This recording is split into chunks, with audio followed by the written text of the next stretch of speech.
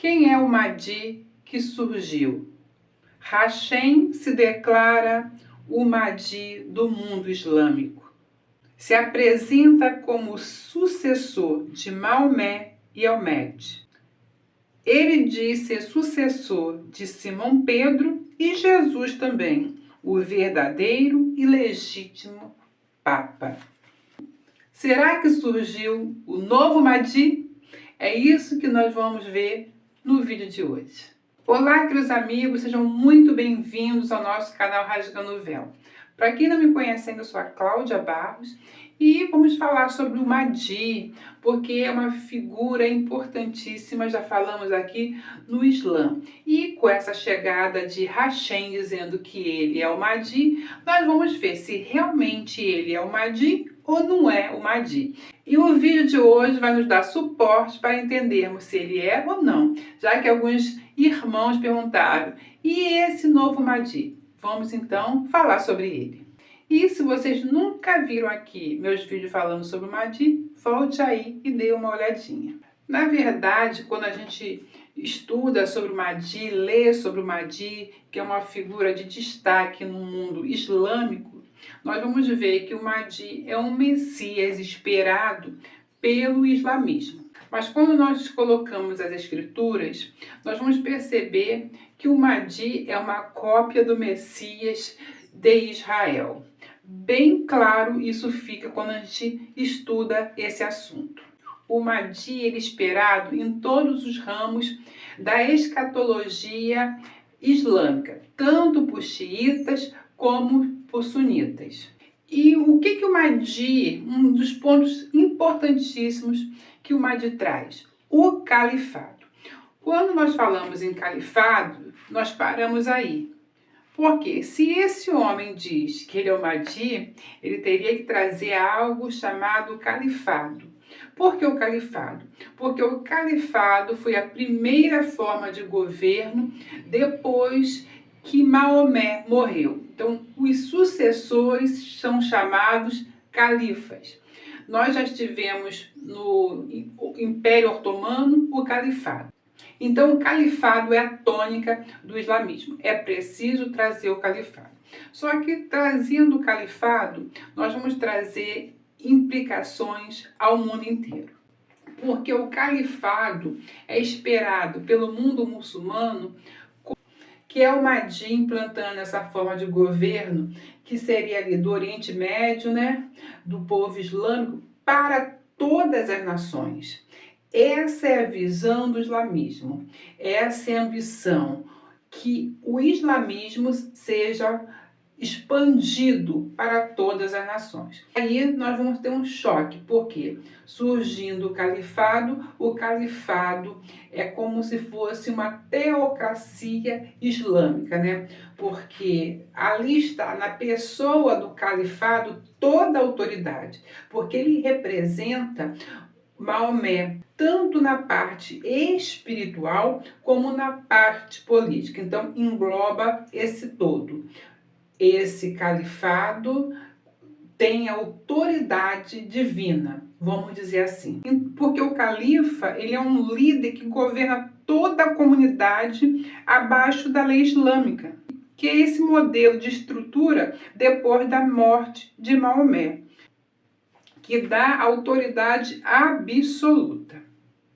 Então, apesar de termos vários ramos do islamismo, como a gente está lá colocando na comunidade, postando, é como nós estamos vendo lá os drusos que são islamitas, mas estão pedindo ajuda porque eles estão sendo combatidos, porque eles são de uma rama diferente.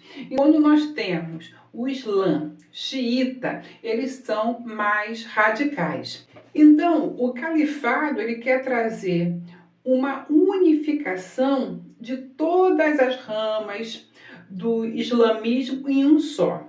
Sendo que a gente percebe que quando há essa união, algumas ramas elas vão sofrer, como a gente está vendo lá os drusos, porque eles têm uma visão amenas, porque eles têm uma visão mais suave, mais delicada, né? Menos radical, então eles vão sofrer. Porque se você pegar o Corão, você pegar as leis islâmicas, a Sharia, você vai ver que tem toda uma disciplina cultural, você vê que tem toda uma disciplina no âmbito alimentar, casamento, divórcio, cerimônias religiosas, no comércio, no trato pessoal. Então a lei ela vai ditar o comportamento da sociedade. Então eles querem esse comportamento que é a lei máxima sendo aplicada. E alguns têm um entendimento diferente, aplica esse entendimento diferente, que é esse pensamento, que é essa rama do islamismo. Só que quando encontra com islâmico xiita, eles vão ter alguns reflexos e algumas contradições. Mas o califado vem para botar fim em tudo isso. E é claro que esse lado do Islã mais suave vai ter que se adaptar ou vai ter um sofrimento, que é o que nós estamos vendo quando os drusos pedem ajuda porque estão sendo combatidos, porque eles têm um pensamento a menos. Então, o pensamento com esse califado que o Mahdi tem que trazer, que teria que trazer, né? O califado é expandir o Islã para todas as nações. Então, para todas as nações. Como esse homem que se apresenta como Mahdi, ele já não está cumprindo isso, porque ele está dizendo que vai harmonizar a Igreja Católica com o Islã, ele está harmonizando, como na verdade o Islã não vai harmonizar, mas sim subjugar, porque dentro dos conhecimentos, dentro dos preceitos, a única religião é que Alá seja pregado e quem não se sujeitar são os infiéis e vão ter que sofrer todas as consequências da Sharia. E a Sharia, ela regula todos os aspectos da vida. Não se pode mudar a Sharia em nada. Ela é como se fosse a origem divina. Então ela vai para a lei penal, comércio, alimento, a forma de se vestir. As mulheres têm que usar a burca, porque estamos falando da visão xiita, então é a mais radical. A mulher não pode nem usar apenas o lenço, ela tem que cobrir todo o rosto e ficar debaixo do que nós chamamos de burca. Os rituais religiosos, divórcio, casamento, tudo está de acordo com a Sharia. Então, se o califado ele é aplicado, todo o país ele tem que se adaptar a essa lei máxima que é a Sharia.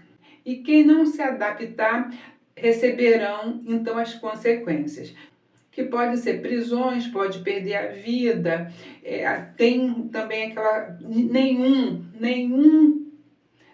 homem, nenhuma pessoa que não seja do Islã, quando tem um califado, pode trabalhar com o governo. Eles são na mesma hora desligados,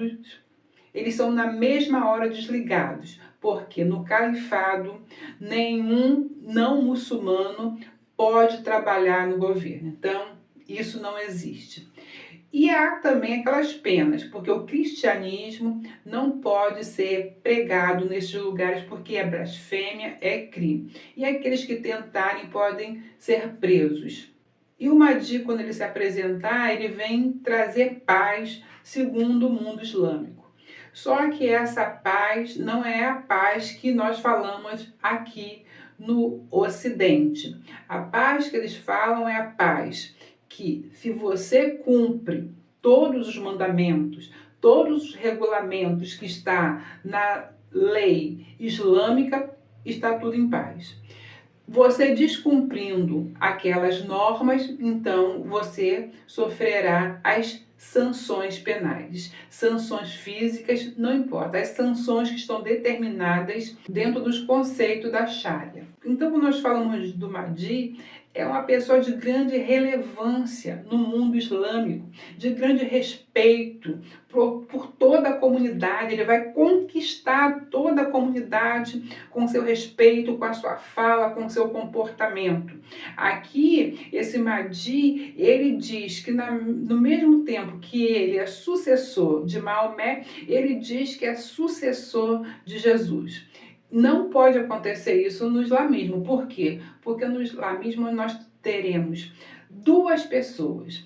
O Mahdi, que se apresentará como um governante, como um califa, e Jesus, que eles dizem que retorna, que Jesus não morreu, Jesus vai retornar no final e vai ajudar o Mahdi a governar sobre o mundo. Alguns islâmicos, eles já falam: o Ocidente, querendo ou não, será governado pelo Oriente Médio e pelo Islã. Então isso é certo, a luta deles é essa. Então quando a gente olha para esse Mahdi, nós não estamos vendo essas características que ele deveria ter. Está oscilando. Então, eu não sei nem como ele está conseguindo ainda falar e anunciar isso e se manter ainda com a sua vida, porque ele não está se cumprindo. Ou há um propósito, né, que nós não sabemos, para ele estar anunciando e trazendo mais confusão ainda sobre o mundo, principalmente sobre o mundo cristão, porque os muçulmanos, os islâmicos, eles sabem muito bem aonde chegar. Porque os muçulmanos, os islâmicos, eles sabem que estão esperando o Mahdi e como será o Mahdi. Mas o cristianismo, como não conhece essa visão islâmica, às vezes fica em confusão. Mas esse vídeo é para você entender o que a visão islâmica está trazendo. E hoje nós temos dois obstáculos para que o califado ainda não seja estabelecido.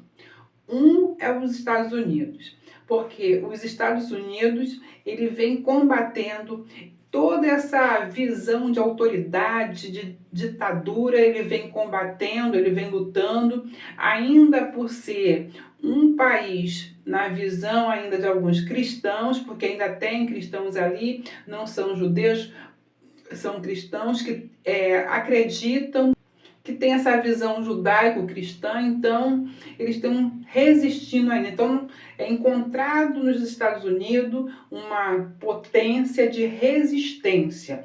Tanto é que alguns vídeos do Islã é mostrada a figura dos Estados Unidos como águia sendo ferido e caindo, porque essa é a visão, destruir os Estados Unidos porque é uma barreira. E Israel. E como foi dito, né, tem que destruir o Estado de Israel. Então, Israel é uma segunda barreira também que está impedindo esse califado de avançar. Então, são duas barreiras que nós estamos vendo hoje. Porém, essas barreiras que nós estamos vendo hoje estão sendo trabalhadas pelo mundo islâmico para tentar destruí-los, para conseguir chegar a esse califado. Quando nós olhamos para as Escrituras, nós vamos ver que haverá o último império, que muitos irmãos dizem que é o Império Romano. Mas, de tudo que eu tenho estudado e visto, eu digo que é o último império, a sétima cabeça que se levanta é o Império do Oriente Médio. Porque tudo começa no Oriente Médio e tudo termina ali no Oriente Médio. Então, a última cabeça é o Oriente Médio, que alguns falam, é Babilônia, mas aonde está a Babilônia? Lá no Oriente Médio. Onde está a Síria? Lá no Oriente Médio. Diferente de Roma. Porém, Roma será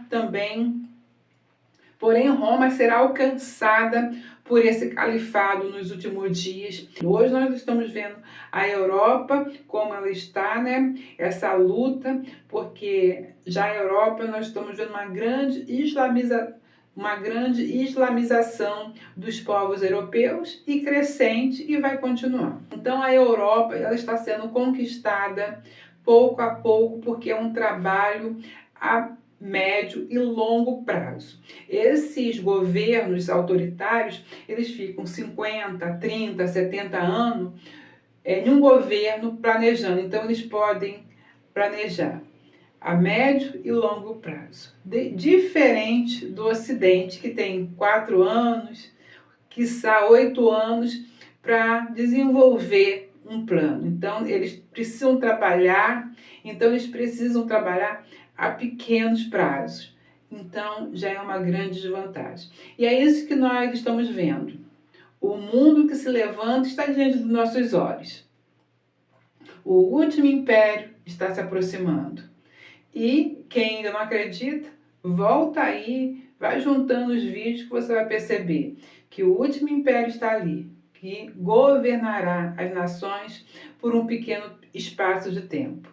Porque depois nós viremos uma grande batalha, uma grande luta, e o Messias destruirá todas as coisas, porque está escrito que ele virá para salvar Israel no último dia. E aí eles olharão para o Messias, vão botar a mão na cabeça, vão pensar, o que eu fiz? Mas aí já será tarde demais. Mas o Messias já estará ali para, aí sim, trazer um reino milenar de paz e de justiça. Espero que você tenha gostado desse vídeo. Não esqueça de compartilhar, não esqueça de deixar seu like e deixar o seu comentário. Fico com essa palavra, até o próximo vídeo, se Deus quiser.